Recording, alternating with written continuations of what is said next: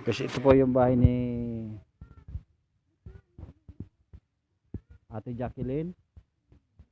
So guys, oh. Kung mapapansin po natin, ito yung bahay niya. Ate Jacqueline, ah, ikaw lang po ba dito mag-isa? Ha? Eh, ilan, ilan po yung anak nyo? Apat. Apat. Ah, ganun. Si Ate Jacqueline po, apat yung anak. Wala akong nakakita dito na may asawa siya. Matanong ko lang Ate Jacqueline, asan ba yung asawa mo? Sa tubuhan. Ay, nasa Tabuan. Ibig sabihin na Ate Jacqueline, pwede mag-upo. Opo lang. Ito po yung bahay ni Ate Jacqueline. Bali po, Ate Jacqueline, ay yung asawa niyo nasa Batangas. Ngayon nagtatrabaho. Ah, ano, nagpaalam ba sa'yo? Iniwan kayo o ano? Nagpaalam ba sa'yo? Nagpaalam sa'yo magtatrabaho? Bakit pala siya nagtrabaho? Anong dahilan? Ng bahay. Magtatayo daw ng bahay. Ibig sabihin magtatayo kayo ng bahay. Ibig sabihin, yung asawa niya, nagpaalam kay Ate Jacqueline na magtrabaho doon sa Batangas. Sa Tubuhan daw po eh. Ngayon, iniwan si Ate Jacqueline dito para yung asawa niya magtrabaho. Ate Jacqueline, kumusta naman yung hanap buhay niyo? Pinapadalahan din ba kayo ng asawa mo? 500. 500 ang alin? Doon semana. Ibig sabihin 2 linggo pinapadalaan din kayo ng 500. Nagkasya ba 'yon? Nagkanda kami ng bigas. Ilang kilong bigas ang nabibili mo sa 500? Kilo. 5 kilo. Di ibig sabihin, binabudget mo na 'yon, ano? Sa 5 kilo na 'yon, umiyak yung bata. Kawawa naman. Ibig sabihin natin, Jacqueline, sa 2 linggo na 'yon, pinagkakasya mo na yung 500. Kawawa ka naman. Paano na yung pang-ulam-ulam nyo? Paano yun? Saan kayo kumukuha ng pang-ulam-ulam? Nagpupunan.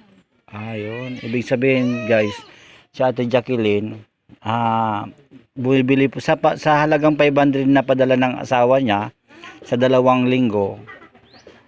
Binabudget niya na po yung pambili ng bigas. Ngayon,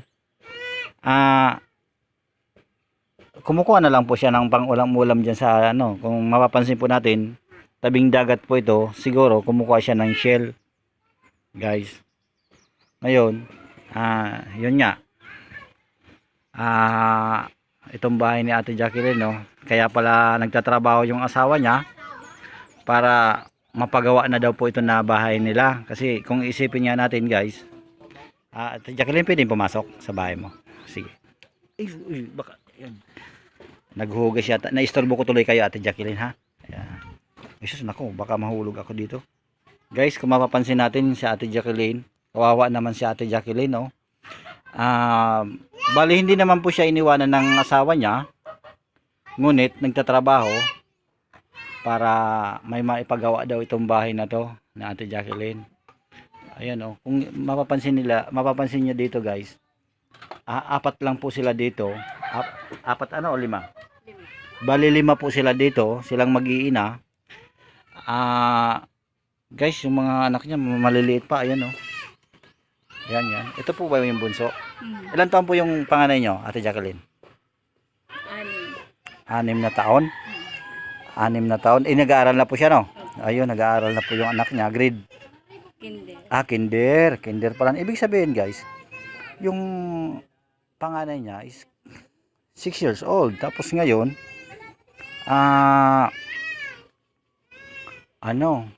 yun pa lang ang pangalan niya, wala pa siyang katulong.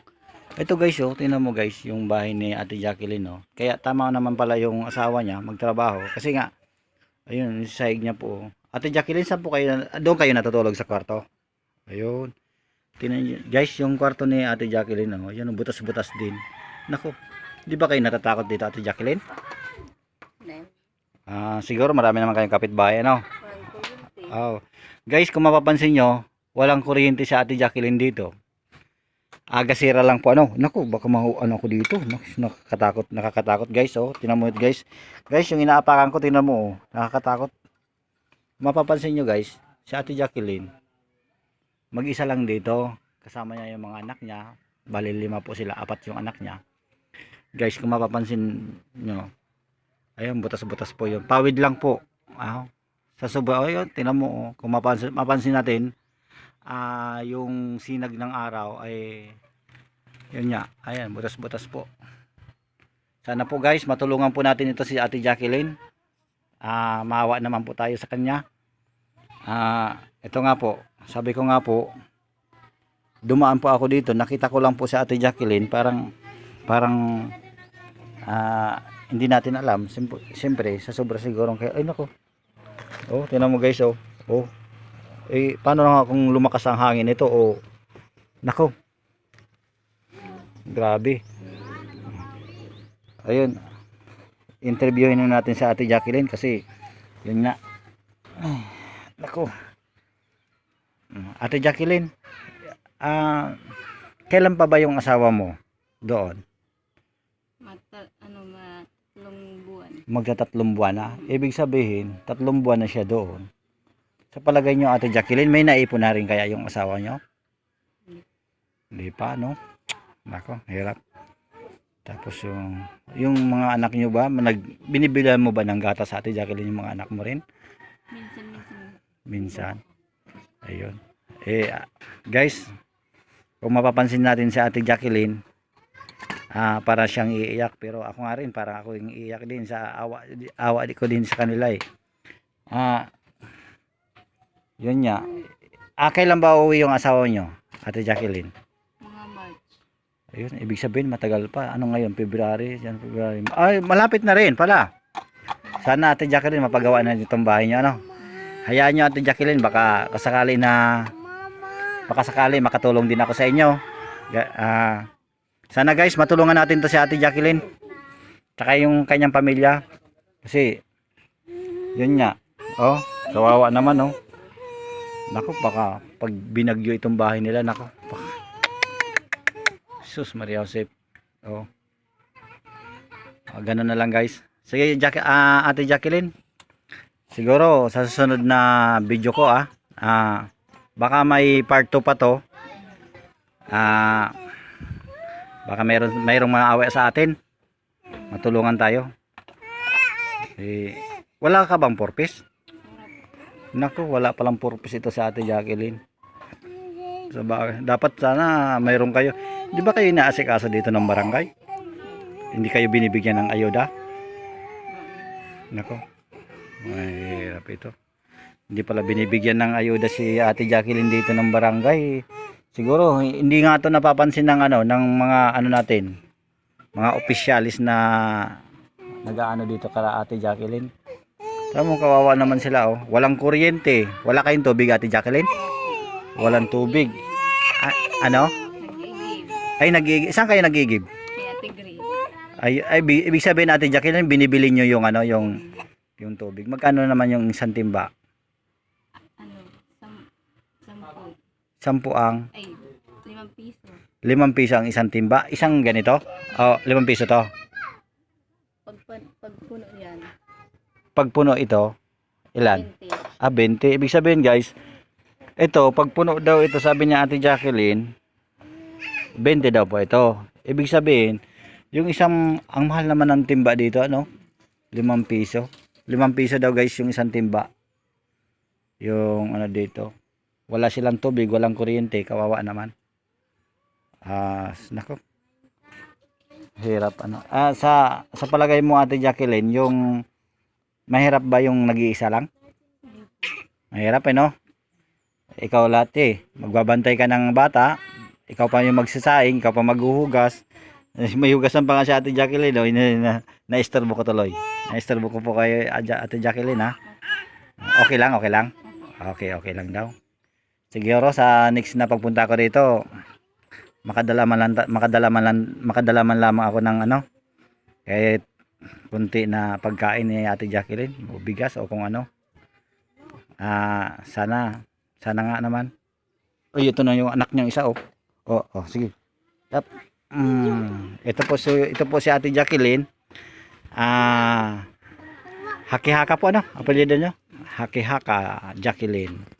Taga saan po kayo Ate Jacqueline dati? Hinangra.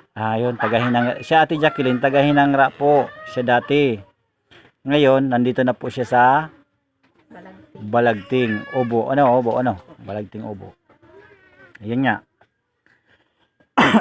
Excuse me. Gaya po ng dati, sabi ko nga po, yung asawa niya nagtrabaho, naghanap buhay para mapaayos po ang kaniyang bahay ni Ate Jacqueline. Sige Ate Jacqueline ha. Salamat ng marami ha. Ay, na paano yan? Paso. Ay, sus nako. Tingnan ko nga. Sus, kawawa. Kawawa naman itong. Guys, kawawa naman itong bata nito oh. Nako, napaso. Jesus Maria Joseph. Ano ba yan? Kaya, upo ka nga. Upo ka. Tukaw. Dali. Dali na, bibi. Hiling ko daw. Ay, sus, guys. Ay, dapat Jacqueline. Ate Jacqueline, dapat malinisan nyo ito. Ano ang pinapahid nyo dito? Gusto yan. Ayun nga. Nako, kawawa naman. Kawawa yun. Napaso ito? Ano nangyari sa kanya? Mainit. Nabuhusan siya ng mainit? Tako. Guys, nabuhusan yung bata ng mainit oh. Nako, kawawa naman. Nako. Dapat napainom na yung kabulong. Napainom na ba ito ng gamot? Ano yan? Amoxicillin. Hali sa center. Ayun, binigyan naman kayo ng sa center. Nagaganap ko sa hapon. Ayun. Si Ate Jacqueline daw po, pumunta daw ng center kahapon. Ngayon, binigyan naman daw po siya ng gamot para dito sa bata. Kawawa naman itong bata na to. Laplos po yung niya, yung balat niya. Nako. Linisan nyo ito Ate Jacqueline ha. Tapos, pakalinis. Kung pipede, wag mo muna tong galawin. Ito. Kasi baka alam mo mga bakterya, baka pasukin ito. Kawawa yung bata. Painumin mo siya ng gamot. Alam mo ba magpapainom dyan? Ano ba ang sinabi sa iyo nito? Ito nga. Ano to, amoxicillin? Amoxicillin. Amoxicillin. Tapos lalagyan mo ng... Mainit. Hindi. Ang pagkaalam ko nito, malamig na... pinakuluan din siya. Pinakuluan tapos malamig. Malamig-lamig na. Malagamgam. Pagkaalam ko nito, hanggang dito yung nito. Ang tubig ha. Tapos isang kutsarita. Ano ba ang sabi sa iyo dito? Isang kutsara. Isang kutsarita daw. Tapos... wag mong kamutin. Ano yan. Ako, kawawa naman kawawa naman itong pamilya na to, guys. Alam na ba ng asawa mo yan na ganyan nangyari? Ay nako, hindi pa pala alam ng asawa niya na hindi pa alam pala ng asawa niya na ang anak niya is nalaplusan pala po, nabuhusan ng mainit na tubig. Buti na lang hindi, dapat pinapaalam niya yan na Ate Jacqueline para yung tatay naman niya is magkaroon naman ng ayan, kawawa. Guys, tingnan mo kawawa wag mong gagagalawin. Ano mo yan Ate Jacqueline, linisin mo na lang maglaga ka ng talbos ng bayabas, tapos yun, maligamgam, linisin mo. Tapos yun nga, painumin mo. Huwag mong paanin dito sa putik ko, daming putik. Yun baka nako. Yun na lang Ate Jacqueline ha. Sa pagbabalik ko dito, siguro, hayaan mo, gagawan ta ng paraan.